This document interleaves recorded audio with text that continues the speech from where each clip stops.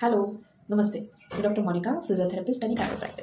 आजचा टॉपिक आहे ऑस्टिओआर्थरायटिस म्हणजेच गुडघ्याचा संधिवात. तर ऑस्टिओआर्थरायटिस कशामुळे होतो, त्याची लक्षणे काय आहेत किंवा त्याचे उपाय काय केले जाऊ शकतात, त्याचे उपचार काय करू शकतो, यासाठी ते समजून घेणं तुमच्या जीवनाची गुणवत्ता राखण्यासाठी खूप महत्त्वपूर्ण आहे. या संधिवातामध्ये गुडघ्याच्या खुर्च्या म्हणजेच मेनिस्कस यांची झीज झालेली असते, गुडघ्याला सूज आलेली असते, खूप साऱ्या अग्रगण्य वेदना असतात. उठताना, बसताना, चालताना, इवन जिनावर चढताना, खाली उतरताना खूप साऱ्या वेदना संधिवात झालेल्या लोकांना होतात.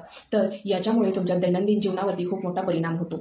हा त्रास होऊच नये यासाठी आपण काय करू शकतो किंवा ज्या लोकांना हा त्रास ऑलरेडी आहे ते लोक काय उपचार करू शकतात हे आपण जाणून घेऊया.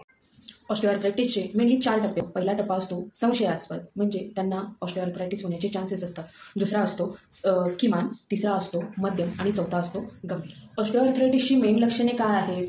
पहिला आहे पेन म्हणजेच वेदना. दुसरा आहे स्टिफनेस म्हणजेच सांध्याच्या आजूबाजूला कडकपणा जाणवतो, हालचाल सुरळीत होत नाही. तिसरा आहे टेंडरनेस म्हणजे सांध्याला टच जरी केला किंवा हळूवार स्पर्श जरी केला तरी वेदना जाणवतात. पाचवं लक्षण आहे स्वेलिंग म्हणजेच सांध्याच्या आजूबाजूला भरपूर प्रमाणात सूज आलेली असते. आणि 6वं लक्षण आहे बोन स्पर फॉर्मेशन म्हणजे सांध्याच्या आजूबाजूला बारीक बारीक हाडांची वाढ झालेली असते. ऑस्टिओआर्थरायटिस होण्याची मेन कारणं आपण जाणून घेऊया.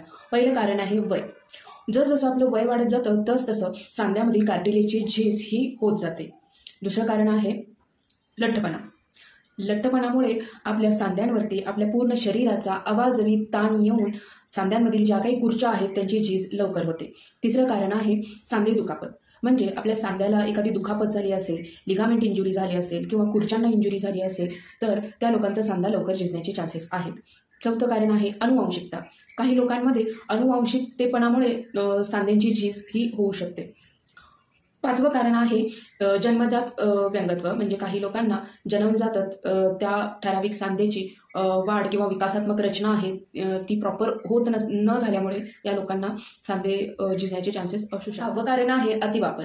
काही लोकांचा व्यवसायच असा असतो ज्यामध्ये सांध्यांचा अतिवापर केला जातो, त्यामुळेही झीज ही लवकर होऊ शकते. ऑस्टिओआर्थरायटिस म्हणजे गुडघ्याचा संधिवात कसा टाळावा? पहिलं, योग्य वजन असणं म्हणजे वजन नियंत्रणात ठेवणं. दुसरं, अतिताण सांध्यावर येईल अशी कामं टाळणं.